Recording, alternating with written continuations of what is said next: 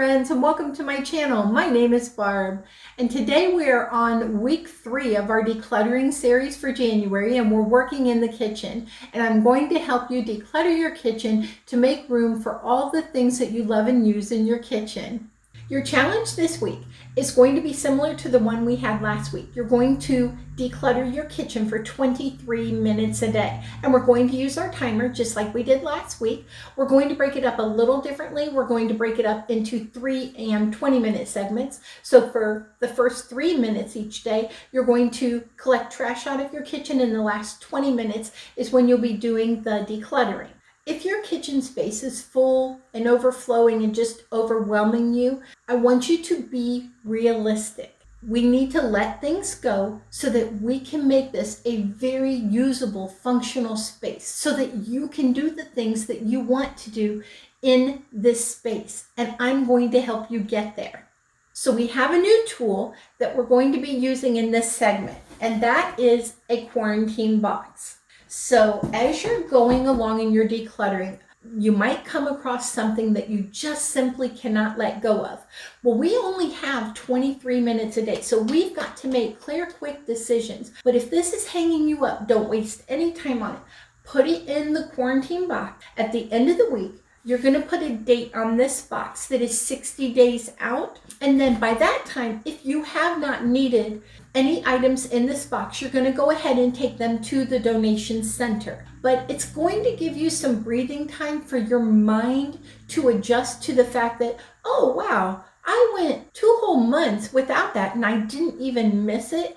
So it's kind of like letting your brain adjust to your new normal. And it's just an easier way to make that adjustment for a couple of items that are maybe a little bit tougher. And if you happen to find out that you really needed it, go back in the box, get it, and we'll make space for it in the kitchen. Another thing to think about as you're about to declutter your kitchen is the gadgets and the appliances that you've purchased. Well, they weren't cheap. They cost, a bit of money. And I don't want you to fret about that because the money is already spent. The money is gone. And these objects have to live somewhere on this planet, but they don't have to live in your home. And it's okay to let them go. You're making a fresh start, and just forgive yourself and know that you will do better in the future. And you will.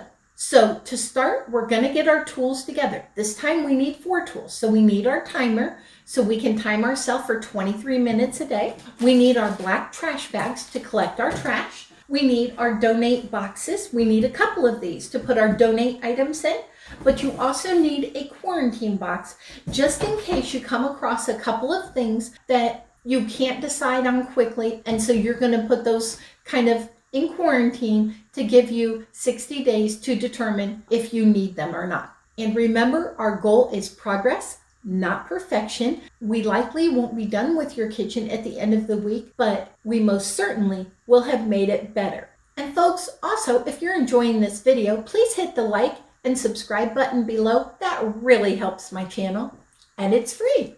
So I honestly think the easiest way for you to declutter your kitchen is to just systematically start on one side and just go all the way through. Maybe do all the top cupboards first, then all the bottom cupboards second, and then the pantry. If you have a pantry, that might be your best way to do it. Just be very systematic about it. Now, there are some questions, like there are things that you're going to see that oh, that needs to go. It's expired, or I don't use it anymore. It can go in the donate box. Some things are going to be very easy, but there are other things you're not going to be sure about. So I'm going to give you 4 questions that you can ask yourself to judge what to do with an item, whether you should keep it or not. Number 1, have I used this item in the last year?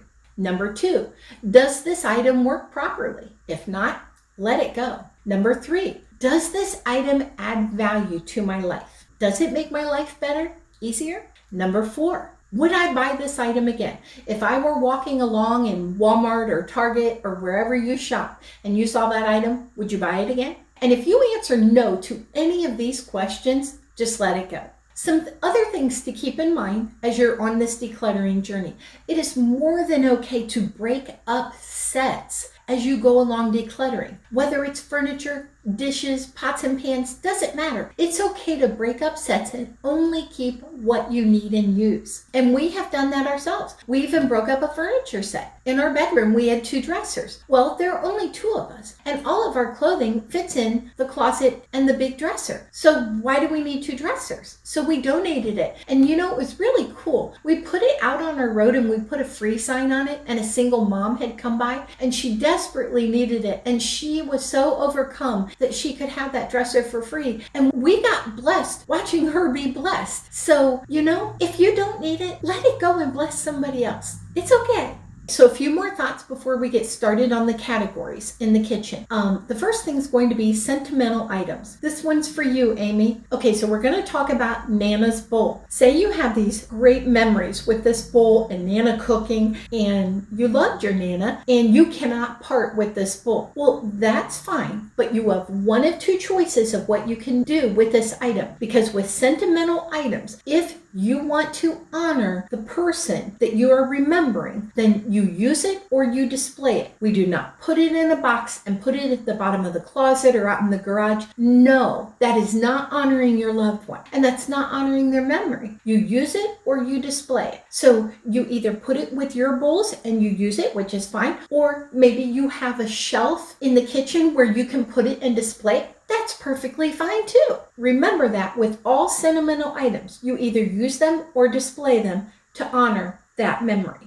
If you are keeping extra mugs and glasses and bowls and silverware in your kitchen, you are taking up valuable living space, and you're also creating a scenario where you're having sinkfuls of dirty dishes and you have that pile up and it's just overwhelming and you dread doing it. It's important that you only keep what you need on a daily basis so they get washed each day and it doesn't become unmanageable. And the last point I want to bring up before I get to categories is keep your countertops clear. Now, Dawn the Minimal Mom, when she first said this, I thought she was nuts. I've never heard anybody say that, and I just thought it was nuts. Oh my goodness. We have been doing this for probably maybe a year and a half now, and I love it. When we walk in every morning and the counters are clear, I feel like I can start any project in the kitchen. The kitchen is ready, and there's such a sense of peace when you walk in the morning and it's like, oh. So this is the first time in my life that I've had this, and I love it. And I wish I would have known about this as a young married person. It just would have made our lives so much easier. But I know it now, and you know it too. Now we're going to talk about the different categories in your kitchen and how to declutter them. And I'm going to try to get through this quickly. Okay, so we're going to start with dishes, glasses, and silverware. So basically with those, you're going to keep what you use in a day's worth for your household. Or if you're like us and you only run the dishwasher every 2 days, you'll keep 2 days worth. And some of you might be thinking, oh, there's no way. Yes, there is. Dana from A Slob Come Clean says, when you go to declutter your house and it's a mess and you don't know where to start, do your dishes. Every day, do your dishes. So that's going to be our goal. We're only going to keep enough for a day so that we are forced to do our dishes every day so that we do not have the dirty dish pileups in the kitchen. And this is where this quarantine box is going to come in handy. I challenge you to put your extra dishes, silverware, and glasses in here and keep only a day's worth out and wash them each and every day. And at the end of 2 months, you are going to be so amazed at the transformation that has come over your kitchen. You won't believe it, but trust me, you're going to love it. Another thing to keep in mind is if you use your dishes for the holidays and you don't want to get rid of them because you know you're going to need them because these are the dishes you eat on for the holidays, box those up, store them with your holiday things. Don't store them in the kitchen with your regular dishes. Free up that living space. But in your kitchen, only keep the things you use on a daily basis for you and the company that you typically have. And if you typically, when you have company, use paper products, do not store extra dishes for company if you typically feed them with paper products. Just saying. Okay, so the next thing we're going to talk about are coffee mugs and drink bottles. For these, you only want to keep 1 or 2 per person for each person that uses them in that household. Okay, that way you've always got one that's clean, and if one's dirty, it's okay, you've always got a clean one. And remember, you're washing them each day. Okay, so let's talk cookbooks. This was such a hard one for me. I could not get rid of my cookbooks. Okay, so this is what I finally did. I probably would say I had 3 to 4 favorite recipes in each cookbook, some only 2, but they were in that cookbook, so I couldn't get rid of it. This is what I finally did. I tore the pages out of the cookbook that I was actually using, and I donated the cookbooks. I freed up so much space, and I still use them. So most definitely let the cookbooks go. Come on, let's just be realistic. We get all of our recipes online now. Yes, they're fun to look at, but are we really using them? 99% of the time, no, we're not. Let them go. It's okay, just let them go. Any recipe you want, including all of the wonderful Taste of Home recipes, they're online. It's okay. Now we're going to talk about dish towels and dishcloths. So with those, you want to get rid of your ratty ones. And then you want to just look at how many you have. And you want to keep a week's worth. You want to be doing your laundry every week. So how many do I realistically use and need in a week? Keep that. Let the rest go. Next is aprons and pot holders. You're going to want to keep 1 or 2 aprons because that way, if one's dirty, you've always got a clean one to work with. And then with your pot holders, if you don't cook much at all, you might just want 1 or 2. But if you do cook a lot, you're going to want 3 or 4. And also, you might also want a pair of oven gloves. I personally don't like them, but I know a lot of people like to use them. So you might want them as well. Knives are next. So you want to replace any dull knives that you have. And also, if you have a block of knives on the counter, take those out and put them in a drawer organizer. It's way better to store that way. That way you're not cluttering up your countertop. But again, only keep the knives you actually use on a regular basis. You don't have to keep them all just because they all came in the set. Let go of the ones that you're not using. And now food storage containers. Be really brutal with this category. I don't know how we get so many. They just multiply in the middle of the night. I don't know how they do it. They just do. So be brutal with these folks. Really pare it down to what you really use. Even if you bought full sets, only keep the sizes and the amount of each size that you actually use on a weekly basis and let the rest go. They take a valuable living space. Utensils. Oh, wow. I think we all have like 3 times too many utensils, or at least I did before I decluttered. My goodness. You only need, a couple of spoons, a couple of spatulas. You need the rubber spatulas to scrape the bowl, the flipping spatulas, for pancakes and burgers and whatnot. You need a whisk, you need a ladle, you need, different things, but you don't need duplicates of everything. Obviously, you need a couple spatulas and a couple spoons, but because you need a slotted spoon, you need a regular spoon. But be really brutal when it comes to your utensils and get rid of those duplicates. You don't need those, and they are taking up valuable living space. Pick out your very favorites that you actually use on a day-to-day basis and let the rest go. Bless somebody else with those. Pots and pans. This is one I urge you. Do not hesitate to break up a set. Set them all out, look at them, and ask yourself, which ones of these do I use all the time? Let the rest go. They're taking up valuable space. Glass baking dishes like your 5x7s, your 9x13s, 9x9s, get them out, look at them, and choose the ones that are your favorites that you use all the time. Those are the ones that you keep. You let the rest go. Okay, wraps, foils, plastic wraps, wax papers, sandwich baggies, gallon baggies, all of that.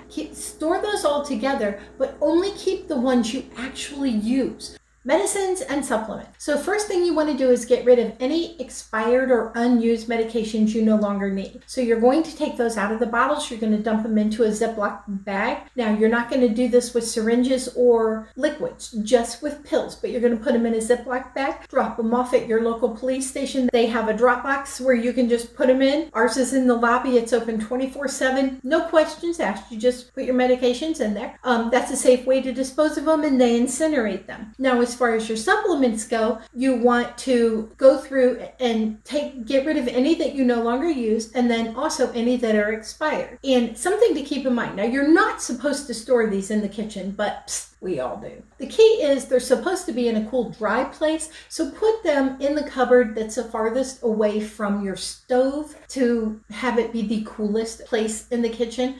Let's talk kitchen gadgets. So if you grew up in my generation, you know all about like Tupperware, Pampered Chef the gadgets. Oh my goodness, they had the best gadgets and so many of them, right? I have the small and large scoop and the nut chopper. I use them to this day and I use them all the time. So we love the gadgets, right? But this is honestly a time when you have a talk with yourself, your reality self versus your fantasy self. And it's like, hey, do I honestly have the time to cook and use these things? Or was that a past self that was able to do that? But now in this phase of life, I am not able to do that. Or maybe I was never able to do that, but the fantasy self me always wanted to be able to do that. Whatever it is, if you're not using those gadgets on a regular basis, let them go. They're taking up valuable real estate in your kitchen. Okay, and another thing just like that, appliances. My goodness, there are so many kitchen appliances out there. And how many of us bought an Instapot that was going to change our lives? But then it didn't. For some people it did, but for some it did not. So, be really brutal. If you're honestly not using it on a regular basis, let it go. If you have something else in your kitchen that can serve the same purpose, let it go. They take up a lot of space. Let's talk junk drawer. There should not be a junk drawer in your kitchen. Everything in your kitchen should have a home. If everything in your kitchen has a home, your kitchen will stay organized. If everything in your home has a home, your home will stay organized. I can't stress that enough. Create a home for it, and your kitchen will stay organized. We do have miscellaneous items that live in the kitchen. We just don't have a junk drawer, but we do have different bins around the kitchen to hold these items, and they are their home. So we have several items that live here. We have these 5 items that live here, as well as we have a mini office bin that has pens and scissors, whiteout, and the little sticky notes. In this drawer underneath the toaster oven, we have some more miscellaneous items, but again, they have a home. We have a dish for the pennies, a dish for the coins, and we have a little plastic bin that holds the toothpicks as well as the thermometers. In this drawer where we have our utensils, we also have a few miscellaneous items. So back here we have our turkey baster. Over here we have our candy thermometer as well as our lighter, and those always live in those spaces. Let's talk cleaning products. Your kitchen is not where you store your cleaning products. The only cleaning products that should be in your kitchen are the ones you use in your kitchen. So under my sink, I've got my Clorox bleach spray that I use in the kitchen. I've got my dish soap. I've got my power paste that I use on my sinks. Oh, and for the dishwasher, the jet dry rinse and the Cascade pods, there are no other cleaning products in our kitchen.